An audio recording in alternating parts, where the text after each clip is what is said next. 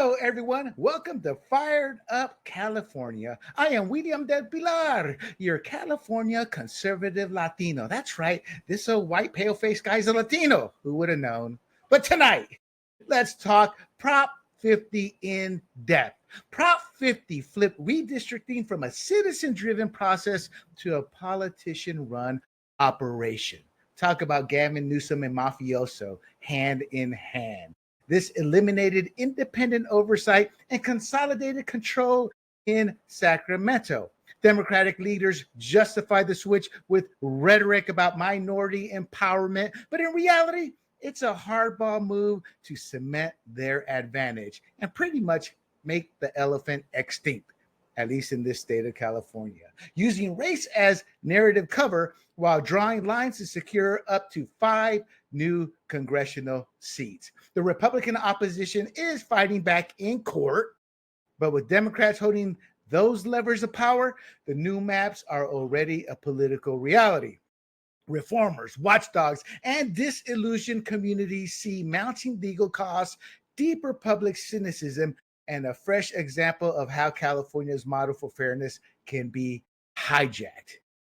Now, most of California doesn't see that, but those trying to watch your back, our back, and the state's back, we all see this for what it is. Prop 50's aftermath isn't just a California story. It's a preview for national redistricting battles. And the truth is, they've been ongoing for generations, and this is the latest. The only hope appears to be a pending lawsuit and a Supreme Court case that could rewrite the rules for every state headed into 26. And a word of warning, if the ruling comes out like we want it to, it will upend the election cycle. Why? Well, the Supreme Court tends to rule right around June with their decisions, and how many states will have already held their primaries. We're going to talk about that as well. But before we begin, do not forget to click the thumbs up and like while you listen. Make sure you bookmark grumblingsmedia.com. Then follow us on your favorite platform like YouTube, Rumble, Apple, Spotify, and Pandora under the handle Grumblings Media. And with that out of the way, let's get to it. And I want to introduce tonight's guest. His name is Bob Hoge, and I met him a few years ago. He is married to the beautiful Roxanne Hoge, who is the chair of the Los Angeles County Republican Party. Bob himself has his own accolades in the conservative fields. And with that, let me bring in Mr. Hoge. Bob, how you doing? Good, how are you? Hanging in there. To the audience, Bob and I were chatting offline earlier, and I don't know exactly what you do outside of being an associate editor. Talk to us a little bit about that and where people can find your work. RedState.com, and as you pointed out earlier when we were chatting, it's part of Salem Media, which owns a bunch of radio stations and websites like Town Hall. RedState is, of course, my favorite since that's where I work. So I write there. We hit on conservative issues day after day after day, and we fight hard. And we one of our pet people to pick on because he is so deserving of it is California Governor Gavin Newsom, who puts me into a fury. But we're national, not just California. I tend to, and my editor, Jennifer Van Laar, is also from California. So we tend to often focus on California politics. But we're national, and I write on everything that annoys me, which is a lot these days. And as you pointed out, my wife is what is she?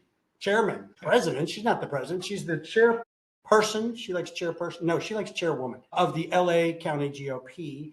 And that's a tough job because we are surrounded by lunatics, if I may say so. And we're fighting back, but we're in a tough environment here in Los Angeles and in California as a whole. There have been some encouraging signs that we can talk about, but there's also been some setbacks. And Prop 50 is unquestionably a setback, and in my opinion, an absolute abomination and a just power grab by people without a moral compass who just will do anything to get more power. As you pointed out, it's not going to really help minorities. It's just give us more power, even though we're already a one-party state virtually that the Democrats run as if it's their own personal, playroom. Exactly. That's what I do. Real quick, to give props to RedState, I always mispronounce her last name, Jennifer Van Laar. Ben Lahr. Van Laar. To the audience, she is the one who forced the resignation, I believe, of Ronna McDaniel. She broke the story of where all the money was being spent and how it was being wasted. And I actually use her at times when I tell people, look, that's investigative reporting. It was all public information. She just got in there, went through the paperwork, crunched the numbers. She did what the average reporter doesn't want to do. I learned in sports in my previous life. A lot of reporters, they wait for it to ring, or they call somebody hoping they're going to tell them what the deal is. That to me was actual investigative reporting there and pulling that out. So kudos to Red State for that. I think she does a lot over there. She's helping put you guys on the map. But that said, to the audience, as you saw in my intro, Prop 50 suspended California's Independent Redistricting Commission, and it gave the legislature, which is a supermajority, which means they can pass anything. They gave the legislature and the governor map drawing control, or the governor map drawing control. So in essence, we are now at their whim. And just as a little note, the commission was already gerrymandering. It was literally a Democrat commission. That's what would drive me wild, angry. It wasn't really, but it was better than what they plan on now. Now I'm with Bob. He drives me up a wall because I think he's a pathological liar. I think he's warped in the head. He's willing to say anything. But what he did was brilliant. He knew what he had. He knew he could make this happen. And his dream of becoming president, I think, is what pushed him to do this. He was able to execute this rapidly. No transparency, no public engagement. Got this legislature to go along with it. Put it on the ballot. And I hate saying this, Bob, but he did it the right way. He had the power to literally do anything he wants and get away with it, but he did follow the process, which makes it even more infuriating because I knew our low propensity voter would struggle to get out. And I knew we are in a state, Bob, where they can still say it's the Republicans' fault, even though we have no power, and their side will believe it. Questions for you. This happened so fast. How can the California Republican Party, to the audience, it's the CAGOP, how can they strategically respond to this with future measures? I mean, Prop 50, it was kind of like you turn around in a bar and somebody hits you with a bottle and you never see it coming. So what can the party do anything to combat this in the future? Or is this the first of what could be many strategic type moves they do to become literally a one-party state forever? Well, you said some things that I found really interesting. Among them, that it was a brilliant move by Gavin Newsom. As somebody who's lived here for 30 years now, my blood boils with some of the things he does. And I want to tell you that he's terrible and that he doesn't know what he's doing. But that's not true. He does. Right. He's very smart. I consider him one of the most dangerous men in America because he is Kamala Harris with brains, Joe Biden with a personality and the whole leadership thing, Ooh, that's good. He looks like the part, he acts like the part. When you actually dissect what he said, you realize it's complete BS. But when he says it, he delivers it like it's meaningful. And if I was on their side, I'd be going, oh yes, look at this guy who seems so in charge. As for Prop 50, it's a very tough thing to know what to do because it did happen so quickly. He just brought it up one day. The next thing you knew, the one-party legislature was like, sure, Gavin, it's yours. And they do a number of things in California that are very effective. One of them is to completely mislead the voters. Right. The Prop, 37? Whatever it was that basically let out tons of criminals was called something like the Safer Neighborhoods and Streets Act. The gas tax, too. Opposite. The gas tax, too. The gas tax as well. Remember that? Yeah. Roads better. None of that money went to roads. But this one was similar. They confused the public. They did it very quickly. And they got out the big guns. And what I found especially disgusting about the whole effort was you had people like Barack Obama, who to me has kind of lost his magic, but he still got some left. He came out and did a video saying, here's how to save democracy, destroy it. It was like he said, here's this beautiful glass face, and here's how we're going to make it nicer.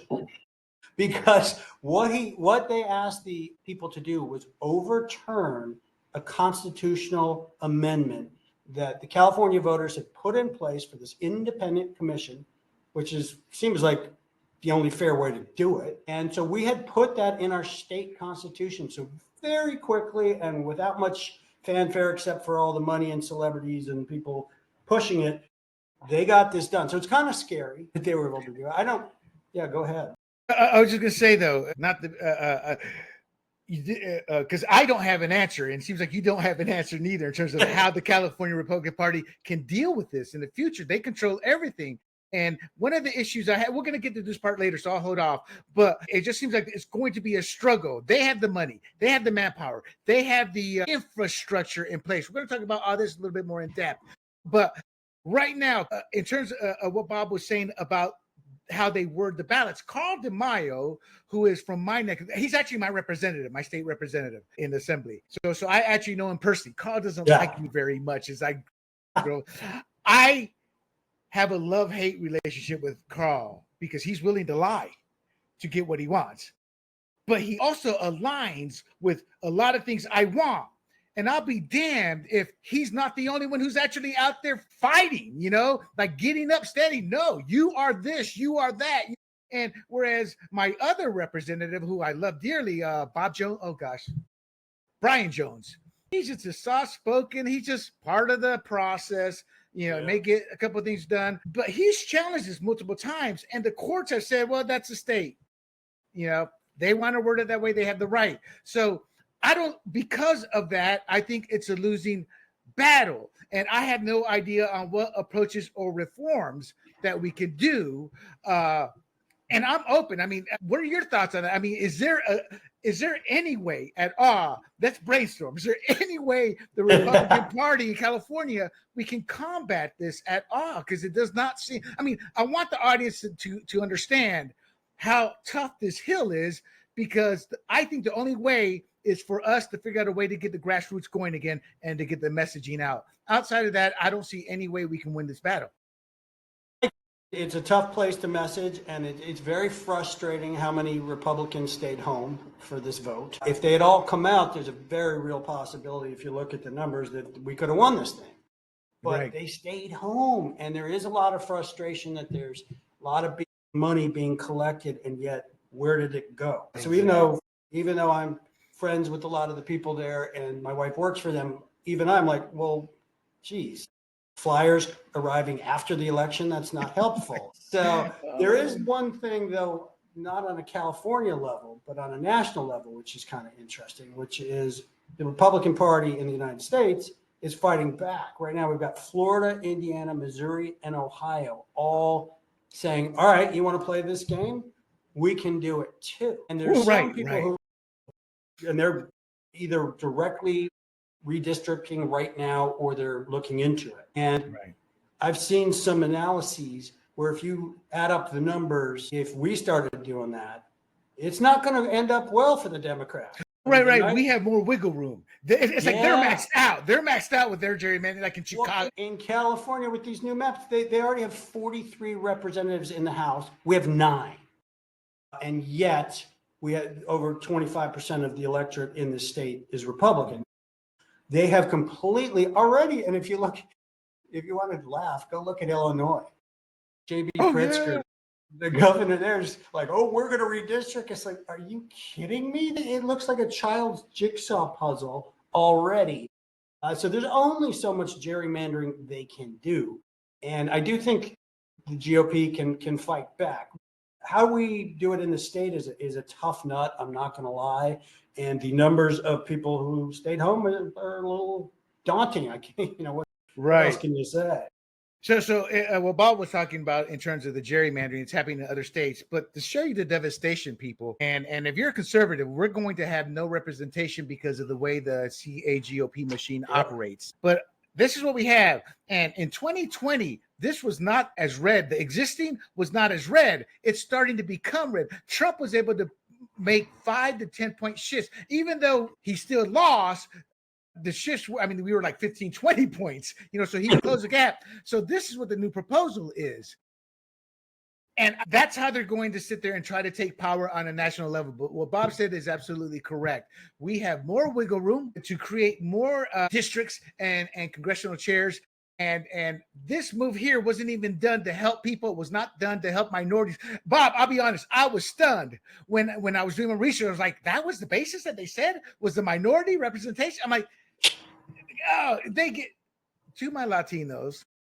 Wake the hell up. Look at where you are at today compared to 2020, the 2016, the 2012. Remember the man with all the hope, the magic sauce Obama.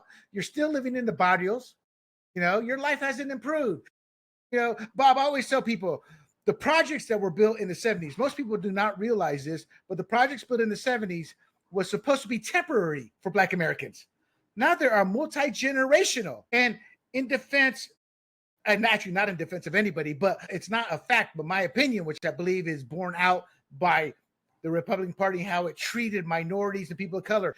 They didn't mistreat them. They just ignored them. And Democrats went and courted them, and it got old when I would run across a conservative who was like, no, William, you're wrong. I'm an American and we don't see color and that's how it should be. I go, that's nice in the libertarian theoretical type world. But when you have one side completely courting another side, say that, you see that white guy, he's a Republican, he's why you're in the projects. He's why you're this. I go, and I think that's the result of where we're at. And we'll talk about that a little bit later. Let's get into I believe this really happened. Why this redistricting really happened. That was Newsom's play for national power. There is a current void in the Democrat Party. We are watching in real time the old guard either die away or retire away. I think Schumer's not long for this political world. And there's going to be a vacuum because the socialist wing of the Democrat Party has learned they've got the young vote. And that young vote was created by the old wing, and the socialist wing usurped it, meaning the Democrat Party has traditionally always been able to get the younger votes out. And to the audience, as an example, I went down to register to run, and I saw a friend of mine. She was in her early 70s. She was registering for Central Committee. There are like 7 young kids. I just happened to overhear them. They were all in their mid-20s running for the Democrat Central Committee. So, I mean, that just epitomizes the control. And what happened is, the socialists have taken control of what mostly upper middle income, the rich white kids, to help create all of this. But there's a void because they're still only allocated into the urban areas, the Chicagos, the New York Cities, the Bostons. They're not proliferating throughout America yet. So there's a void. And I think that's what Governor Gavin Newsom saw. And I believe, Bob, he saw this as a power play. He's ramped up his rhetoric. I mean, he just flat out lies. And then even his optics are lies. He signed a deal with Brazil for climate. He has no power to do anything, but it's good optics. And I think he saw this, and what he is telling the Democrat Party, you see what I did? I not only did my part, I went above and beyond. I am the man who not only can talk, I can deliver. Your thoughts on that? Because I know he's your favorite politician. Yes, 100%. I mean, here we had, anti-ICE riots at Berkeley the other night, and we have obviously homeless situation. We have crime. We have the Pacific Palisades burnt down to a nub, and very little progress is being made. So where is he? In Nigeria, cosplaying as president. What is that? That little climate deal, supposedly to slow pollution, has nothing to do with anything that's going on right now, to be perfectly honest. But he gets to get up there and preen and pretend he's president. But how does that help our state? It doesn't. And how does that solve any of these problems? It doesn't. And he's been sort of not really even paying attention to California for at least the last year. So he's clearly just, I am going to run. But my hope there is, as I said earlier, I do think he's dangerous because he's better than some of these other ones, but he's just as extreme. My hope is that he will suffer the Kamala Harris effect, which is that he's so used to the softball media in California, so used to the voters just going, oh, Gavin, you look so good. And he hasn't had to face. He faced he faced Ron DeSantis. I thought DeSantis wiped the floor. Well, he did. His wife had to go and save him, right? Yeah. I think J.D. Vance would simply savage him. And so I think everybody, including himself and his wife, think he's ready for prime time. I don't know that he actually is as smooth a character as he pretends to be. But I agree, but I'll say this, Bob. I think he's ready for prime time because he's as ready as he'll ever be. 100. I think once he gets to the prime time, the state of California will speak for itself. The truth of the matter is he's easily destroyed in a debate.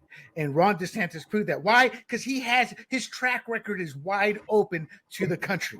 It's no shit. So I think he's a strong candidate. Oh, I don't know if that's the right word, straw man as a candidate, but he's a tomato can in the boxing world. You know, they call that up and comer who had a lot of big fights. They try to pump him up. That's what he is. And he'll be taken down quickly as Ron DeSantis did. Because at the end of the day, you're not going to fool any of these states in the South, in the Midwest. You may fool the New Yorkers. You may fool the Bostonians, but you're not going to fool these others when they go, that's California.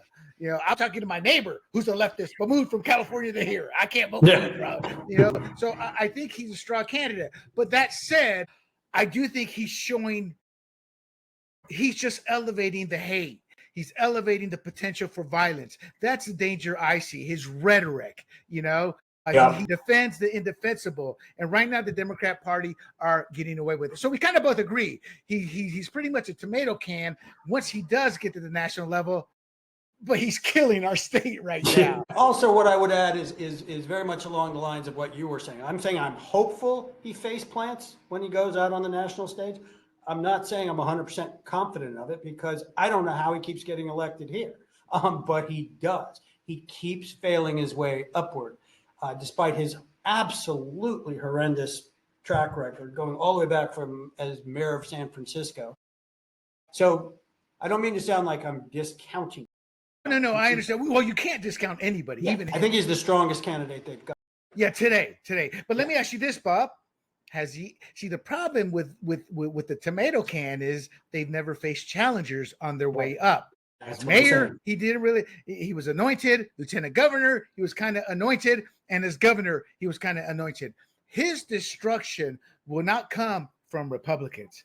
His destruction will come from his fellow Democrats in the primary. They will slice and dice him up, and yet they'll run on his same platform once they slice him up, you know. So that's how I see it, you know. But to the audience, changing the rules isn't just a political move in terms of what Newsom did. It's also a courtroom battle. And this one might reach all the way to the Supreme Court. I don't want to get into the weeds, but there's a big race issue. And I'm going to pull my notes up here. I got my little screen here so I can see them, but I want to pull them up here because there right now is all the legalese that we are facing doesn't matter at a state level because the California Supreme Court is heavily Democrat, you know, and even if this does wind up in the federal courts on a different case, it's going to be sent back to, let's say they ruled in our favor, it'll be sent back and it'll likely be a Democrat faction of sorts that'll put it all back together here. But there is one case that could completely upend this, and it's a race case. So representation for blacks is what it was originally based on, but it's extended to Latinos, etc. But that's come under issue because that's racism. If you create a district just for blacks or just for Latinos, and I say that because California, that's what we are, 40-some-odd% of us, that the Supreme Court seems to be agreeing, well, that's racism. You can't be doing that. And this is a case out of New Orleans. But the reason I started researching this was when I realized, well, hell, they based all of this off of racism, saying there wasn't, it was meant for ours in California, was also meant for black and Latino representation. Now we only got one district that kind of happened to, and we have too small a population of blacks to have any meaningful. But if this happens and the Supreme Court goes, that is racism, that is illegal, you cannot allow that. The short and narrow of it, and I'm really generalizing this, you know, I stayed at a Holiday Inn, and so that's my lower legalese, but it could uproot everything in terms of force, not a change back to the, well, we don't know what it would force because the Supreme Court would not decide. They would just sit there and say, this cannot be allowed. And then we would have to face the ramifications, which would be immediate lawsuits by both sides, judges stepping in to try to figure this out. And so some of the new lawsuits is coming from our own, and you know, Harmeet Dillon, I assume, you know, yes. She's challenging Prop 50's legality under both California and the U.S. Constitution's Equal Protection Clause. And if I'm correct, Equal Protection Clause is about representation. That's what they're looking at it from that perspective, meaning, well, a bunch of voices no longer have representation, and that falls under the Constitution as well. All this, it's not that it's above my head, it's just so technical. And I just want to make is that that's where the big legal battle, all these lawsuits coming up right now since aren't probably going to go anywhere. If that happens, Bob, if Prop 50 is redistricting, well, the first part of my question is, if this was really about racial empowerment, how do their supporters, they only created, like I said, one Latino influence district and no majority Black districts. My point being is, if that's what this was all about, theoretically, or logically rather, you would have seen more Latino districts being created. So to me, it's like, well, that's a lie then. It wasn't about that. 100%. So what are your thoughts? We are deeply embedded in every region. My thought is, hey, look, us Latinos, I always joke. I can say this, I guess. I say, we Latinos, we're like cockroaches. We're everywhere, you know? And with the gangs, you turn on the lights, we all scatter. But that's I'm not saying that. But my point is that it was always a fallacy because we are everywhere. You cannot go to any district without finding the plethora of Latinos.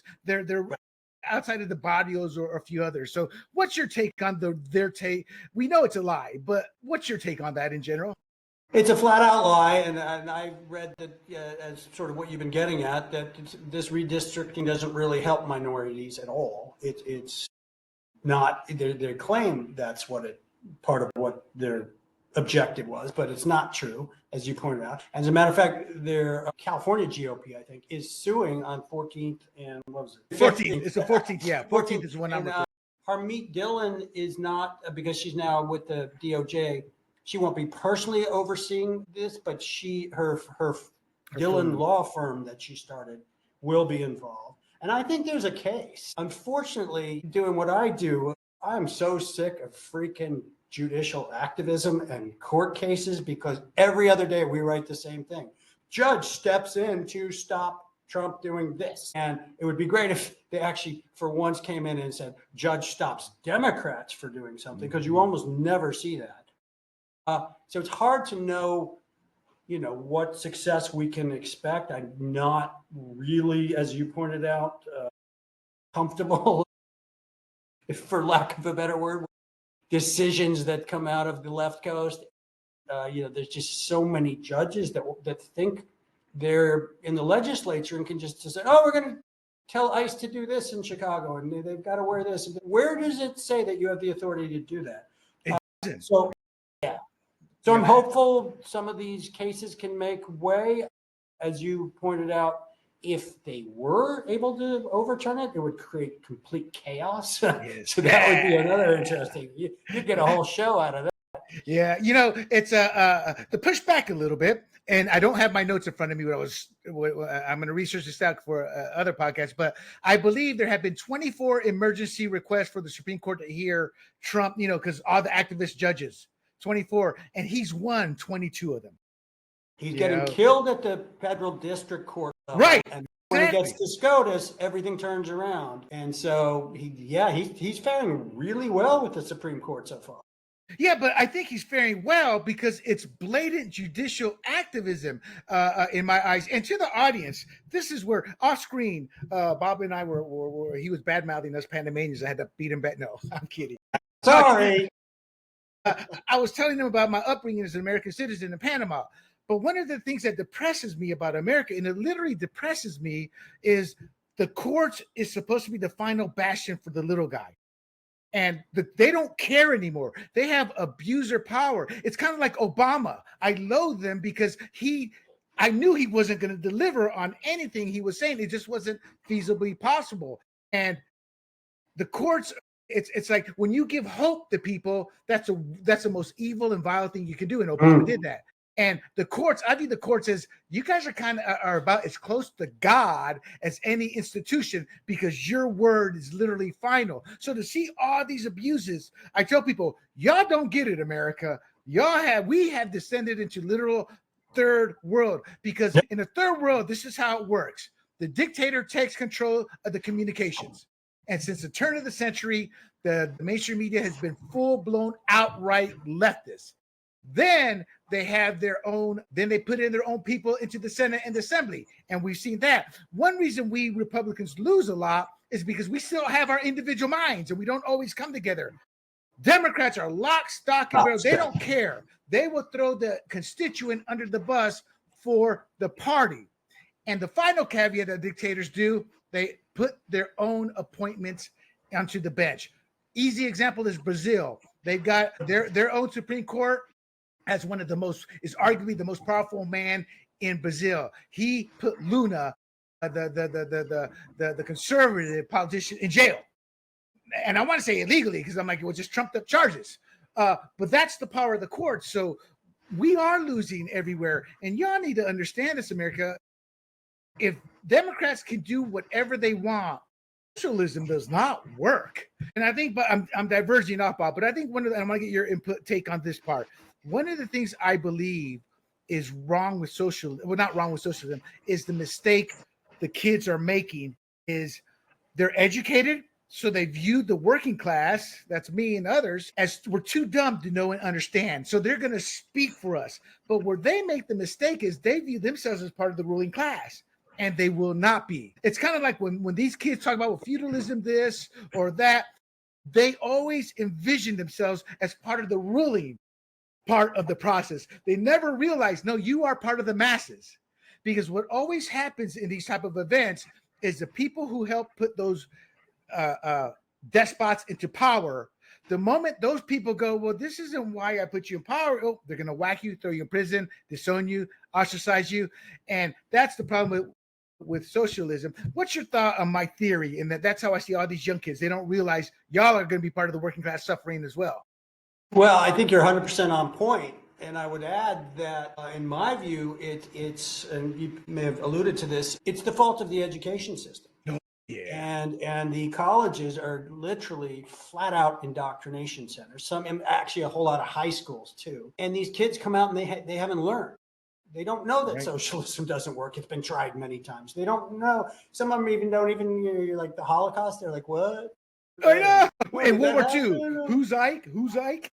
And we saw just the radical extremism after October 7th, Hamas attack. And we had a bunch of action right over here at UCLA, where you watch the videos of that and it just was jaw-dropping. They've completely lost their nut and just were anti-Semitic, pro-Hamas, and had no sense of history, or they were ideologues. And I think Trump, to his credit, has been trying to claw back and say, take these universities to task and say, you're going to do that, well, we're going to take money away. And he's had some success, but it's a deep-rooted problem that I think has led to a lot of the things we've talked about here in California. It's that a lot of people don't know jack, if you want me to put it. No, you're right. They don't. And so that's where the battle's going to go in the future. Well, actually, I think we're late to the battle. They showed up to the battlefield and there was no one there, meaning the education system was a battlefield, and the Democrats showed up, we're going to fight and take over the system. And they just walked in and goes, where's the enemy? Oh, and they made themselves at home. I have a friend of mine, Honduran, about 6-7 years ago, we had lunch and he was all distraught. He's a devout Christian, a Catholic. And he goes, I went to my parent teacher conference and his kid was in grammar school. And he goes, the first thing I said was all this pride stuff, all this or that. And I've always been fascinated by the education system. And so I've done a lot of studying of the data, the stats, and I've come to the realization, and once again, I want you to answer my take on my theory is, in grammar schools, they're introduced. In middle school, the introduction continues. By high school, the seed is planted. By college, they become the leftist wannabe warrior, and they get radicalized. And then you have social media now, and it's blown up. And that's why we're seeing all the riots, demonstrations, so vociferous. I think it's a whole process. They start them young to that's what we're seeing right now. These radical kids, and you take their mask off and they're vajayjays. It's like they're great in crowds. And they're rich little kids. I don't want to stereotype them. They're not all rich. They're working class too, but they are kids who haven't learned education. They don't know who Ike is. Who's Ike? Well, not only did he help save the world, he was also POTUS. It's like I read an article that most of the requirements, or not requirements, most of the courses now is a lot of social justice. There's Yep. a lot of how blacks were wrong, a lot of slavery. They don't teach about the Revolutionary War, World War II, socialists, communism. They don't teach that anymore. So it's romanticized. And to your point, Bob, in saying they don't know nothing. Yeah, you know who you can see that with? Gays for Gaza. God. I'm gay for. In Europe, Bob, you can find videos of the gay community who, like here, they're progressives, but the gay community there gets beat up a lot. You know, it's much Thrown more off a rapid. roof. Yeah, well, that didn't mix it up, but we haven't seen that because the media has failed to show us. But what's your thought on the education system? Do you think it starts that young as I do? Yeah, I'm hopeful that it dialed back a little in the last year or two with the advent of Trump. COVID is gone. They had such control during COVID that they could teach our kids anything we wanted, and we didn't know. But I have 4 kids, and I don't want to diss any individual school, so I'll do more of an overall. It starts very young. It starts with the he, her, him, his. What? Oh, come on, look at him. He's a little boy. We don't need to know anything more. And why? I just couldn't believe. Why are you even thinking about gender and sexuality? I know. Kindergartners in the first place. They're not thinking about it. They don't need to be. Then came. I saw a lot of this in, like I said, not just my kids' school, other schools. Let's divide people. With the DEI stuff got so out of control. You're the oppressor and you're the oppressed. Can you apologize? I actually know of a exercise where they force the kids to do that. You're privileged, you're not. How does it feel? Stuff like that at a very early age. And then, yeah, where's the class on World War II? There isn't one. And then by the time you get to high school, the most insidious part to me, though, is especially in a place like California. A lot of people around the country don't quite grasp how canceling, for lack of a better word, people are here. You literally can lose your job.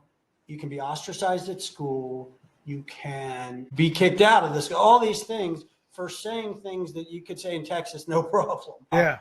But you can't speak your mind. So what happened, and I've seen this with a number of kids, is they close up and they stop saying what they really think. And they just go, oh, yes, I'm she, hers, whatever. And they turn into little progressive socialist robots. And some of them, I have seen some who will fight the system and say, no, that's not right. But most just, they're teenagers or young kids trying to lead a social life and not fail out of school. And so they're not going to speak up. Nope. So not to be too depressing, I do feel like it's eased off a little, like I say, since we got rid of Biden and Kamala and COVID is now in the rearview mirror. I'm hopeful that some of that stuff's going to die down. And I feel like we're winning the men in sports, women's sports. Yes. I've covered that very deeply as well in some of our podcasts. That one fires me up. Yeah. Now, to show in terms of the indoctrination, 50% of the people who voted for Prop 50 thought they were voting mainly to impeach Donald Trump. Yeah. And that highlights how the Democratic messaging went. They and I got into, it wasn't heated, but I pushed back heavily. My podcast host on another show said, well, William, it's Trump. Trump's the issue here, you know. So, and I'm like, stop. When Bush ran, they demonized him. Every Republican is racist. When John McCain, the Maverick, who left his love, chose to run, all of a sudden his affairs, he's a racist. They demonize everybody. They've gone over the top with Trump because Trump won. And Trump wasn't part of the establishment, but they will demonize anybody. And the reason I bring this up is that's what they did with Prop 50. They demonized Trump to get people not to think. And that's part of the education system's issue. They don't teach kids how to think. So somebody tells them something and they view it as true. You know, so this is with this redistricting, we all both know the answer, but for the audience, will this redistricting actually help out any minority community as they said it was being done to help them out? Very slightly, if at all. That wasn't the reason behind it. It's just a naked power grab and a first, well, maybe not first step, but another step in him saying, look at me, I'm presidential. Yeah, that's true. And one other thing I just wanted to throw out there while you were talking is, George Bush was the devil. He was a Nazi. But I mean, they took one of the least offensive guys ever to run for president, Mitt Romney, and try to convince us he was a Nazi. I was like, come on, people. So I think they're losing some of their credibility with all that. I'd like to think so, but I don't think they are, because they've successfully done it with Trump still. Even though the mainstream media is at its lowest ebb in popularity, respect, etc., they're still controlling the narrative, because our side, or let's get into this here a little bit, our side doesn't really, I really wonder, once people get in office, do they care about the constituents? And the reason I say that is, back in, I don't know when you got into the California Republican Party, but I got in 2015, and I'm a research hound, and I asked a lot of questions, and a former county chair educated me. He goes, right around 2009, when I took over the county chair, he goes, we had a phenomenally strong ground game. He goes, but the edict came down, we're going to be pushing more towards technology. We don't need the ground game as much. I live in San Diego County. It was deep red. We were always competing just for at the conventions who was the deepest red, or the leader for conservatism. 2009, deep red. The ground game dissipated. Precinct captains were gone. Neighborhood captains were all the infrastructure of the ground game. They didn't kill it off. They just it was no longer the go-to. These people, these grassroots leaders, were no longer part of the meetings. They were no longer part of the process. The consultant classes stepped in, and this county chair, Bob, and I say county chair because I'm not lying here, people. I'm not exaggerating. He said it is not the Republican Party's job to go into blue districts. It is our job to get every registered Republican to the polls. He goes, it is the candidate's job to go into all the districts. And I sat there, I almost said his name, I don't want to. And I sat there and said, look, I'm new to politics, but that's a losing battle. Unless y'all work together to figure out a game plan to get into these blue districts, they're never going to hear our message. I'm a marketing guy. This is true in marketing. The more you say something, eventually that becomes the truth, because the truth is in the middle, and how Bob perceives something and how I perceive something is never what is really truly the truth. That's just how the human mind works, and that's human nature. So if we're not going into blue districts, we don't have a ground game. This deep blue state to me was always inevitable. And I bring this up because we had no ground game to get Prop 50 out. No matter how hard people tried, statewide, there was no ground game. What are your thoughts on that?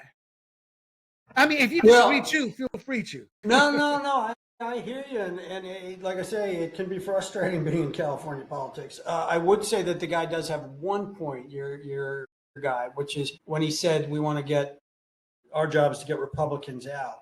I mentioned it earlier. If Republicans had come out in force, they might have stopped this thing. But I think it was 3 million stayed home, something like that. Just, I could have the number wrong, but just what are you doing? Can't you just put the thing in the mail or walk down the street? And maybe a ground game is the answer to getting them out. But I also agree with you. You know, Katie Porter, what is she? I got a whole podcast on her. Yeah, well, she said something similar and it just had an epic meltdown when a reporter said, what are you going to do to attract Trump voters? And she basically said, F them, excuse my language. But she was like, who cares? I don't need them. And she stormed off the set. And I think that's a little bit the attitude that you're saying isn't helpful, because I think, we want to get all the Republicans out too, but that doesn't mean we have to confine ourselves to not reaching out to people who may not, there are people getting tired of the crime. There are people who are getting tired of the homelessness. In fact, at the top of the show, I believe it was, I said something, there are, it's a tough state right now, but there are some encouraging signs. One of them is the people actually voted out George Soros-backed district attorney of LA, George Gascon, who would let out a criminal so fast they wouldn't even need to lock the door. They just open it and let him right out. And they got in a tougher guy named Nathan Hochman, passed, is it 36 or 47? I always get them confused. There's one that they passed that just made crime shoot through the roof. But then just last election, when they voted out Gascon, they voted in this tougher one that is having effects already. It's getting a little right. Yeah. So let's back up to Jorge Gascon, my least favorite Cuban. And this kind of validates my whole belief. His popularity was at like 35 to 40% during not one, but two recalls. And both those recalls were not led officially by the party, but they were taken over by party acolytes, people related to party leaders and things of that nature. And they couldn't even get the signatures needed. Now, and the reason I bring this up is because there was no ground game. We're going to get into this in a bit, and Bob alluded to it. You know, despite his wife's connections, even he questioned, where's the money going? There's a lot of grifting going in California, and I'm not saying it's happening because we need to talk to Jen. I don't have the proof. But all the perception, all the talk, and the people who have written articles, it seems there's a lot of grifting. And Jorge Gascon was a slam dunk to be recalled, not once, but both times. But yet we tripped over our own 2 feet. Karen Bass, a billionaire. I don't know if she's a billionaire, but she got divorced from a billionaire. The one RFK Jr.'s Shanahan, I think is her name. She started the recall Karen Bass. That never got off the ground neither. We don't have the ability at the state level of the Republican Party in California to get a ground game infrastructure going. And it seems to be a disconnect at times with the state and the chairs in coming together to build a ground game. And I personally believe a lot of that is because, and I'm not using establishment in a negative way, I'm just using it to describe, but I believe there is a wing within the power sectors of the California Republican Party that is happy with the way they're running races. Because whether they win or lose right now, the consultant class is getting theirs. Whether you win or lose, they get theirs. And it doesn't matter how deep blue we go. We're always going to run a candidate. There's always going to be money to grift. Now, Carl DeMaio appears to be, I want to talk a little bit about Carl. He's a very divisive figure. I don't know if I was on camera or off camera, but I've known Carl since I got into politics 2015. And I have a love-hate relationship with him because I don't like some of his tactics. Because let me put it this way. Carl DeMaio is my representative. When he entered the race, I got in heated debates with my co-host on another show because they were all for the guy opposing him. And we have an individual here, God bless her, Amy Reichart. She was part of that group of podcast, and they couldn't understand what I was trying to tell them. I said, Carl is going to destroy his opponent. His opponent isn't coming around to the districts. His opponent is old school, using the technology. Carl is out there. He's knocking on doors. He's talking to people. He's holding town halls. But Carl fights like a Democrat. He will lie, cheat, and steal. And then when you call him out on it, he'll deny it. You know, so that's a part of him I don't like. But I love the fact he will do what's necessary to win. But all that said, Carl is Carl right now is technically a loser as well, because everything his PAC has done, Reform, I don't know if it's an official PAC, but his nonprofit group, Reform California, everything they've done, they have failed. They got Josh, somebody, a state senator, they got him recalled only for him to rerun a few months later and win back his seat. So literally Carl's Reform California has not done anything neither. So we've got to have to come to Jesus moment. We need Carl's ability to fight. But we also need to unify the Republican Party, because whether we like it or not, the chair is the key to raising money and to bringing money in. And I think there is more dysfunction at that state level because of the grift, because of selfishness. And I don't see that happening. But I want your take on Carl DeMaio's rise to power. I think he eventually wants to run for Congress. I think he wants to run for Congress in my district. He wants ISA out and he wants to run there. I'm speculating here, but I've been around local politics here long enough to kind of know what he wants. Yeah. But what do you think of Carl's rise? All right. So I know Carl a little bit, and I've been to a couple of his rallies. And what I would say about him is that he's relentless. He just keeps coming. And he's very good at fundraising, and he's very good at the flyers keep coming, email. He just, if there's one name I'm always like, oh, there's Carl again. It's him. He had a bus the other day for voter ID that he drove all around the place, and it got noticed a little bit. So what I would say is I don't know some of this other stuff, but I believe, I trust your experience.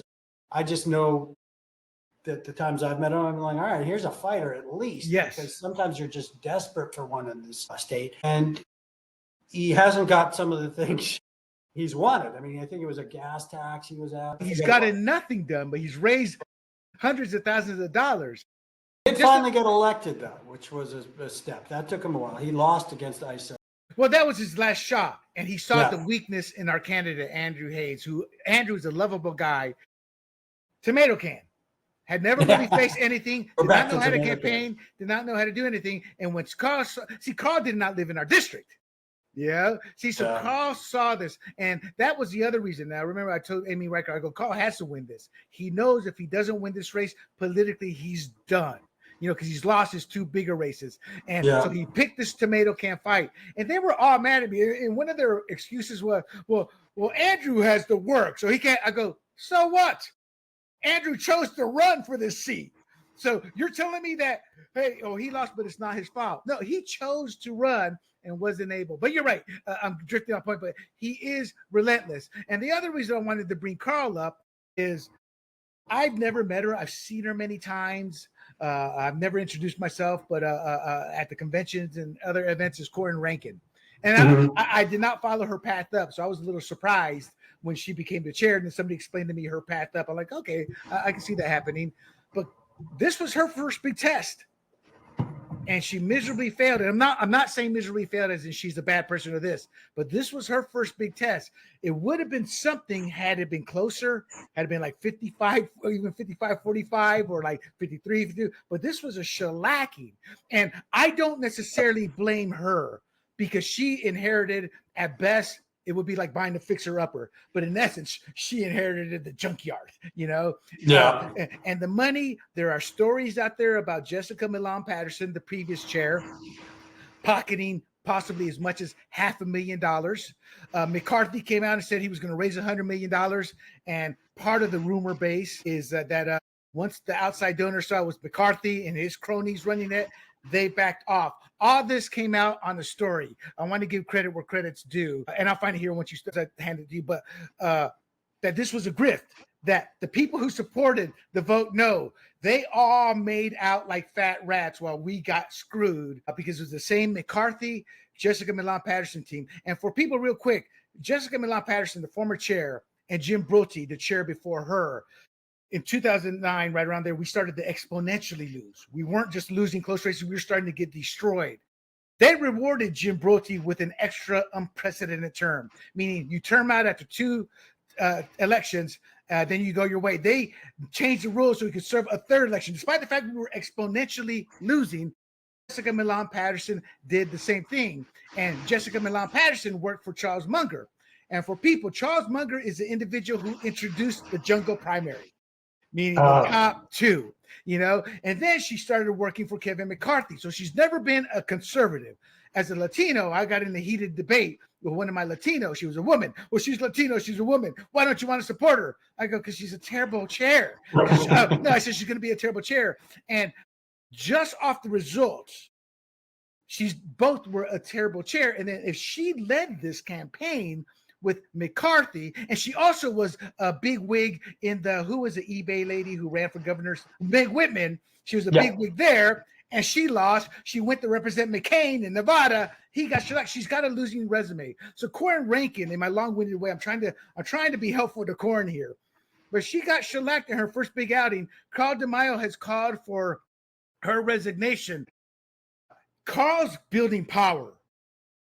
How do you think this could be much ado about nothing, but is there something there that's brewing underneath it? Is the Republican Party finally going to come to a head? And the reason I say that is the establishment wing, the McCarthys, the Pattersons, the Mungers, they've been able to control the party for nearly 20 years now, or 15 years at least. Are we finally going to see a battle where Carl, representing the grassroots, and your wife, she got elected? I would not call her establishment. I would call her more representative. Some people do, though, which is really weird to me. But they do that because they don't look at her and what she's done. She's a chair. So they just assume wrongly. But my point in saying that is she's not exactly the establishment either. She can work well with the establishment. So are we seeing possibly something stirring in the waters right now with a potential head off? And the reason I'd like to see it, not because I don't like Corin Rankin, it's like, wow, we're just getting shellacked on every portion of the battlefield. Well, you're right that even living here and being used to some results that I don't like, I was a little disheartened by how badly we lost Prop 50. It was like at least at least meant to, try and come here. And no, it was pretty bad. Bob, I thought we had a shot. I thought we What's had a that? shot. I thought we had a shot at winning Prop 50. Be happy if we were just close, but no. So what I would say is, out of all the names you mentioned, there's a lot of criticism and heat coming their way right now. And there are a lot of people saying, where did that money go? And I know that I don't remember seeing Kevin McCarthy out there pushing for us to vote this thing down. And maybe, he did some news conferences. I don't know. But I just feel like to a lot of people, the effort wasn't as visible as they would like in such a huge, high stakes thing. And so I do think there's going to be some recalibration. What that will be, I couldn't tell you. And even if I could, then I'd, be sleeping alone for the next couple months because my wife is in on all this. I can tell you it's very tough. She gets, as they all do, takes tremendous amount of heat from critics. Right. That's part of the job. We get that, but it is intense and some of it may be justified because, to talk to a football coach and no matter how nice they are, no matter how hard they try, it does come down in the end to, well, how was your record? And if it's a losing record, you probably won't keep the job too long. Like I said, I think Carl's a fighter. I think some of these other guys are a fighter, but it didn't go well. That's the bottom line. Right. Yeah. Do you think Corrin? I think Corrin, in defending Corrin, she's still in her first year, I think, of her reign. I believe so. I mean, this came. I don't think even the best Republican anywhere in the country could have won or countered this proposition the way it was rolled out and done. So I think she's taking a lot of flack, but it was a SoCal Daily Pulse that put this story out on all the grifting, and they pulled it down. The reason I know about it is I got I don't have my own sources. It was actually, screenshots were let out, and here's some of the numbers here. It alleges that former GOP chair Jessica Patterson was paid up to $500,000. She also steered contracts to Swing Strategies, which she has relationships with, which is about $31 million. Other consultants, Brian Watkins, $150,000, and Andy Garakani, $100,000. These are names that have been around for years. The party, and they've been reputed to be grifters. I don't know, but that's what I've been told. What was the publication? I'm sorry. This was the SoCal Daily Pulse. That national magazine, SoCal. I mean, when I saw that, I'm like, I vaguely have heard of them before. You did say one thing, though, that I thought was interesting, which I was going to mention earlier, which is there may be mistakes that were made or worse, and hopefully that'll all come out in the wash. But I do notice also that sometimes people get frustrated with results here when the truth is it's almost impossible for them to be otherwise in some of these cases. It has gone so left, California right now, and hopefully we can swing it back. But there are times you can look at these people and go, you cannot do the impossible. Oh, you're right. Individually, like this Prop 50, yes. But I think that's not true in the sense of the Republican Party in California allowed this to happen when they changed their mechanics of how they campaign, how they go out. And they have refused to learn from the one-loss record. I mean, Bill Belichick, he was a loser with the Cleveland Browns, went to New England, got the right captain in Tom Brady. I mean, give credit to Drew Bledsoe. He started to right the ship. He was doing good. Yeah, 7 Super Bowls, 10 Super Bowl appearances, 7 Super Bowl rings later. Well, 6 for Belichick. So my point is I do put this on the feet of the Republican Party, but not Corrin ranking. I mean, the history. And my hope is Carl should be working with Corrin because Corrin is a Trump acolyte. Corrin has probably greater ties to the Trump admin than Carl has or ever will. But he loves to spout how Trump this, Trump that, but he's a little guy, a little fish in a big pond where Corrin represents the state. So I think I want Carl to rise to do what's best, but to work within the framework and to oust some of these consultants. Because if that doesn't happen, then man, in 5-10 years, I may be looking at heading out because it will be that bad tax-wise. Yeah. All right. So let me, Any final comments on this segment? And then real quick before I let you go, I'm going to get your take on that. Just the last one where you said you might leave. Half my articles, I got people going, just leave, you deserve it. And I'm like, no. I just went to Newport Beach last week. This state has so much incredible things going for it that it's worth fighting for, even if it's frustrating sometimes. The weather. That's why I'm out here. The weather. I am out here for the Pretty weather. damn good. Yeah, the only thing that's bad with the weather is our oceans are too cold and the fish are ugly. I'm a diver. I'm a scuba diver. That's it. Not going to argue with you on that one. So to the audience, I have go a ahead. Jamaican wife, so I'm used to Oh, it. that's right. Yeah, That's yeah. right. You're used to those warm waters. So imagine waking up to find the rules of democracy rewritten overnight and you never got a say.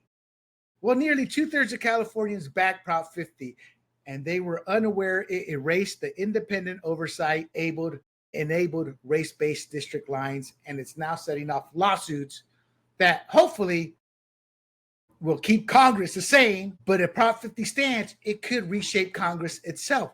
5 seats is a lot to swing the House when at times there have been 1 or 2 votes separating the parties. Now accountability pressure is mounting on all sides. Lawsuits are flying. Reformers are racing to reverse course, such as Carl DeMaio. The grassroots outrage is boiling over.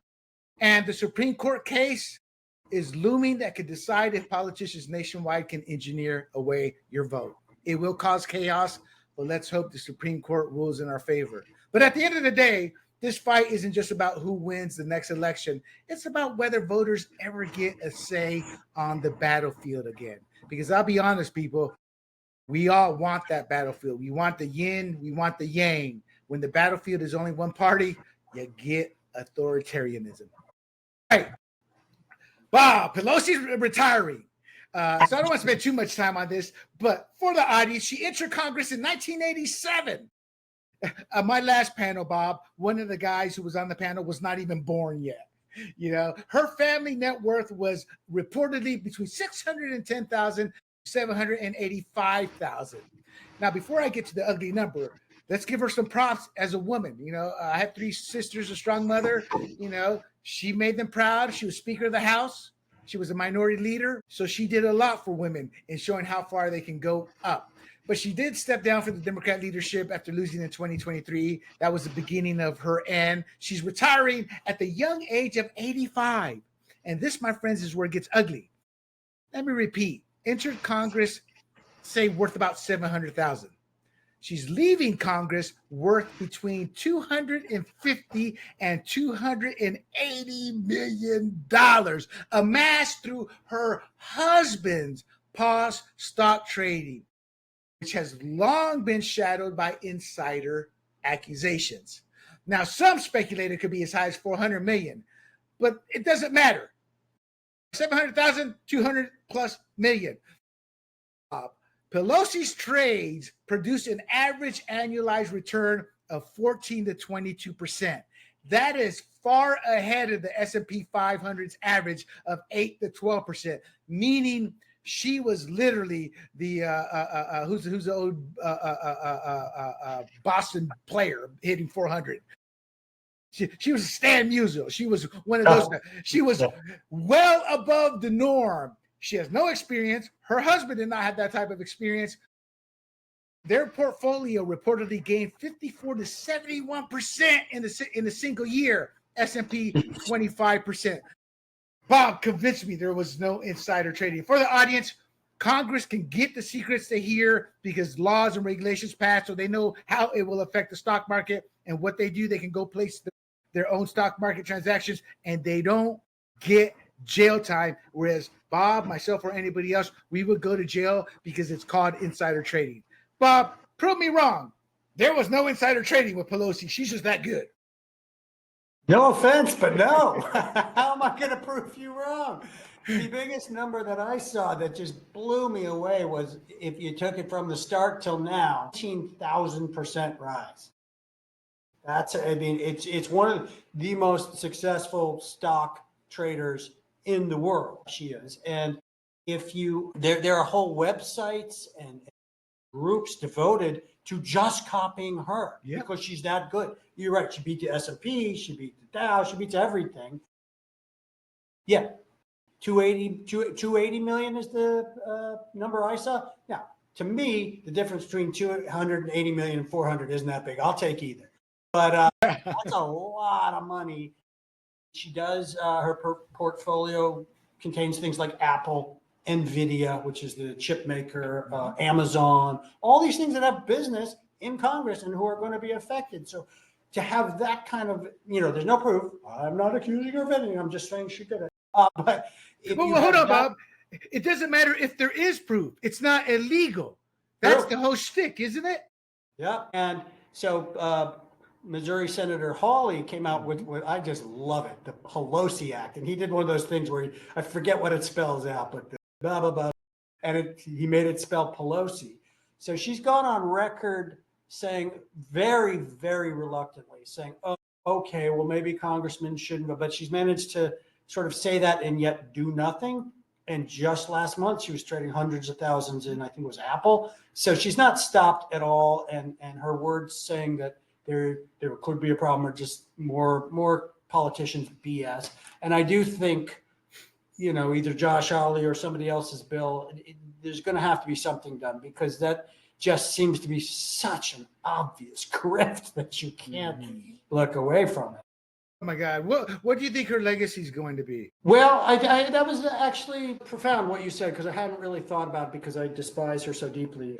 I dislike her so much that I hadn't thought about that she could be a role model for women. I thought that was really well said, and that she, especially in her younger career, was a trailblazer and somebody who, changed norms and showed that a woman could be a powerful figure. On the other hand, I find her behavior in the last 8 to 10 years, especially, just plain despicable. And in my view, her legacy will be ripping up the State of the Union speech on the House floor. I don't care how much you dislike Trump. I could not stand Biden, but I would not have approved of somebody taking his speech and ripped it. It's just, It lowered the discourse in this country to such a degree that unfortunately now we see a lot of that sort of stuff. But it was so juvenile and beneath her office that's my memory of her going forward. To me, it's her legacy of insider trading, because she trailblazed, but it's sad to say those type of people eventually become little footnotes in history. But she will be remembered for the corruption as one of the premier corrupt individuals in Congress. And I think her product, that ripping up, is a product of what's the saying? Power corrupts. It corrupts absolutely. She was untouchable. She could do anything. And that is that ripping that up was a form of hate rhetoric that galvanizes their side to create violence. And that's what, look, again, seeing all this in Panama technically was not a third world country. Panama, before Noriega took over, Bob, people don't understand this because they think the Latin American third world country. Panama was one of the very few countries in that hemisphere that actually we had a middle class. And then Noriega came and destroyed that. But the point is I saw two dictators, and this is what they do. They create the hate. Noriega, as a Panamanian, I was there right before Just Cause, right before the invasion. In fact, Bob, I was interrogated by our own military because I was half Panamanian. But I saw the rhetoric. I saw the rhetoric put on by Noriega to turn the Panamanian people who loved Americans against Americans. And I think Pelosi ripping that up, that was part of that rhetoric. And people forget that was 2020. Then 4 years later, Al Green, they thrive on that. It riles their base up. And I tell people, the greatest emotion a despot, dictator, or even Trump is the power of emotion and hate. Trump got the people who felt belittled, who hated what was happening, to rise up and go out and vote. But Democrats made that an art. They're able to use the emotion of hate to create violence. And the reason I say this, Bob, and I'm not putting on this, do not think Bob and I are going to agree on this. My personal belief is when Biden refused to give the Supreme Court justices Secret Service protection and that Kavanaugh incident happened, in my heart, I believe they were secretly hoping somebody would take him out so they could get a justice in there. And to me, that epitomizes the Democrat Party. Charlie Kirk, we've lost our way when people openly celebrate the death of Charlie Kirk. To this country, I warn you, you do not want a civil war, because when you get 70% of this country, because that's what it'll be, 70-30, that will rise up, 70% will align with the conservatives based off of human nature, our American value system, and what happens. You do not want this violence. And Nancy leaving is a good thing. Schumer leaving is a good thing. There will be a void, and I just hope the Democrats, because we need a yin and yang, Bob, but I hope the Democrats can find a moderate. Because if that socialist wing I don't know. Maybe it'll be good for us because it's in the big cities where the socialist wing thrives, but it kind of dies off after that. But I think that socialist wing can really rise up, which brings me to one of my final questions for you. Her leaving is going to create a void in the House for power because whether you did not cross Nancy Pelosi and survive, you know. And how do you see that playing out? And if you had to put poly market money on it, how do you think it will play out? Question. Well, there's a guy who's already in the running who is unfortunately worse than she is. His name is Scott Wiener, and he's Anthony Weiner's, not Anthony Weiner, but Scott Wiener. It's always the Wieners. Yeah, he's another Wiener. And he's very, very hardcore into the LGBTQ gender obsessed stuff to the point where it's really divisive. And so he's even further left than she is on a number of issues. Her daughter, Christine, just announced she's not going to run for the seat. She's going to run. Okay. No, I think she either said state Senate or actual Senate. Yeah, probably. No, I saw the headline. I think on your guys' site, maybe that she's going to run for state Senate. Yeah. I think. I was just trying to remember if it was national Senate or state Senate. I'm pretty sure it's state Senate. But so she's not going to run for this seat. And, unfortunately, where we are right now in California is sometimes grateful as we are to get rid of Pelosi, the replacement may not be much better. So Wiener's the big name right now. Katie Porter, she's running for that seat, right? She just self-immolated with her horrible. No, she's running for governor. That's right. I'm sorry. So other than that, I don't know who's the person to beat. No. I'm talking about the power gap. You're talking her seat. And real quick on Scott Wiener, for the audience out there, Scott Wiener, and he has literally, for example, he got it banned, overturned the law that if you had an HIV, legally you're supposed to tell somebody. He got that removed. His laws are geared. You got to look at the fine print because when you look at his laws, they tend to protect pedophiles. They tend to protect those who like child rapists. On the surface, you're like, okay, I see what you're trying to do. But when you look at the fine print, you're like, well, it's actually going to also allow this. But that's not what it means to. Doesn't matter. That's what it's going to allow. And he purposely does this. Now, I think Scott Wiener will be a nobody because in Congress, he's one vote and he's a junior congressman. And we are, as you said, winning the transgender battle. But he's a bad dude. Don't get me wrong. But it's not like he's going to go in there and be the next Pelosi. Plus, he's a white male. And he's got to compete against the AOCs and the gruesome foursome, whatever they call themselves over there. But my question to you before I let you go, though, is the void, though. How do you see this void playing out? There's a power vacuum in the House of Representatives for the Democrats. Who's going to fill that void? Do you think Hakeem Jeffries will be able to take the bottom run? Do you think AOC? That's what I'm talking about. I was about to bring up Hakeem because I find him listless and just completely uninspiring. So I can only imagine his own side does, too.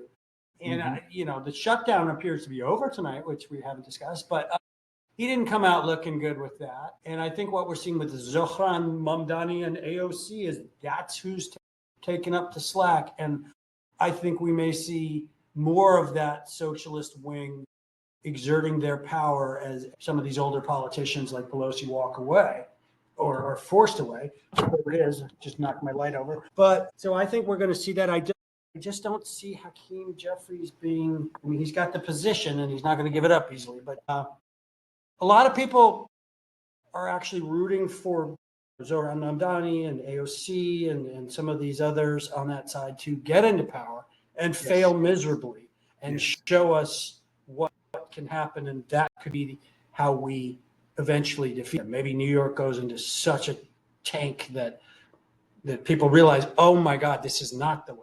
Of course, they should have realized that before.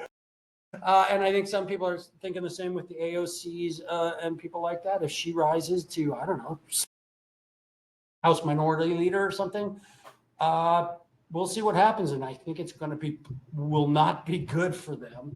And that would actually be a good outcome for us.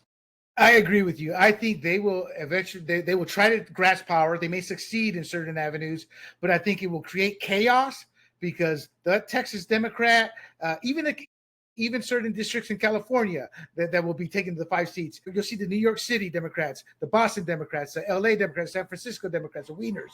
They will consolidate around them, but they are still a small faction. And I think that will cause chaos, which will be good. The problem is the Democrats have to get an infrastructure bill. I'm sorry, the Republicans have to get an infrastructure bill, because when Trump's not on the ticket, before I close it out, what I was going to tell you is we are now the party of low propensity voters, meaning the voters that don't want to go out. Why? We have become the working class. The educated party is now with the Democrats, and they tend to show up. That's why on election day, the GOP in the past would show up. The educated guys have got to go vote. The low propensity voter, if Trump is not on the ticket, don't get out. Why? Because we don't like the Republicans. We think they're listless, and they are. Mitch McConnell, Thune, they're not out there with the people. Whether we like it or not, what did we see election day? We saw Schumer, AOC, and Bernie hand in hand out with the people. When did you ever see McConnell and Boehner and so whoever else in a big city doing that? We do not have a connection with the people. But I just wanted to get that in there because I think that's a problem. But I think that's going to happen. I've kept you so long, and I apologize, but we've had a good time talking. Any final words for the audience here before I close the show out? Well, it was a lot of fun. We covered a lot, and that was great. And the shutdown, we didn't touch on, I just note that tonight it appears to be over, which is good. And let's just keep on fighting. Real quick on the shutdown. Okay, I apologize. I'm gonna keep you over one more minute. I don't want to get into it, but I think we lost the shutdown. I think from this perspective, the Democrats decided, I don't know if they decided before the shutdown or as the shutdown happened, let's just keep the shutdown going through the election cycle, and we'll blame the Republicans. And in our blue states where we are being threatened, we can win outright. And I still think there's election integrity issues, but I think the shutdown, because whether we want to admit it or not, one of the issues, Bob, is we have a young generation that can't afford a house. That it takes 4 people to live in New York City. It takes all this. So there's a void there that the Republican Party is not able to reach. And our top dog, Charlie Kirk, was murdered, who was able to reach those people. So I think in a way we kind of lost, but I also think it's a harbinger. Meaning this, we can learn from this, but I don't know if our Republican Party, the way it's built, has the capacity to learn from this, because they lie to themselves. Oh, look at everything we did. No, you didn't do anything. It was Trump. Your quick thoughts on that in regards to the shutdown? Yeah, let's wrap that up. That was an interesting point that I hadn't quite considered. Yeah, that they did decide, let's just win some elections. And they did. Unfortunately, the elections on Tuesday, November, whatever it was, did not go for us. There's no question. On the other hand, I would say the Republicans, you could argue, won because we were just talking about Hakeem Jeffries, Chuck Schumer, and all these people. They accomplished squat. They got nothing out of this. And I think a lot of people are going to say, you put our air traffic in jeopardy, you put our SNAP benefits in jeopardy, you did all this for nothing. And now the infighting is so severe, they're coming after Schumer like, you don't want to be him tonight. That maybe that infighting will cause some damage to their party, which is never a bad thing in my view. So I think both arguments have some merit. That we took some punches, but I also think that the Democrats did. And I don't think this is the outcome that they were looking for. Right. And it's easy to be a blowhard on the House reps. How dare you do this and all that? And I think the people hurting, they're blaming everybody. And they helped the Democrats during the election. But the reality is, in the past, this would have been 110% on the Republicans, and that wasn't the case. So in that sense, it was a victory. So, Bob, real quick, tell us a little bit about RedState, what it is, how they can find you there, and anything else before I close the show out. All right. Well, like I say, Salem Media is our boss, and we're one of several websites, including Town Hall, J Media, a couple others. Every day we're there at RedState bringing you strong conservative content and delving into the issues. And I'm also on Twitter at Bob Hoge. If you go to RedState and see my account, see my story, there's a link. I have an underline, so it's too hard to explain. Bob _ Hoge _ CA at Twitter. But you'll find me if you want to hard enough.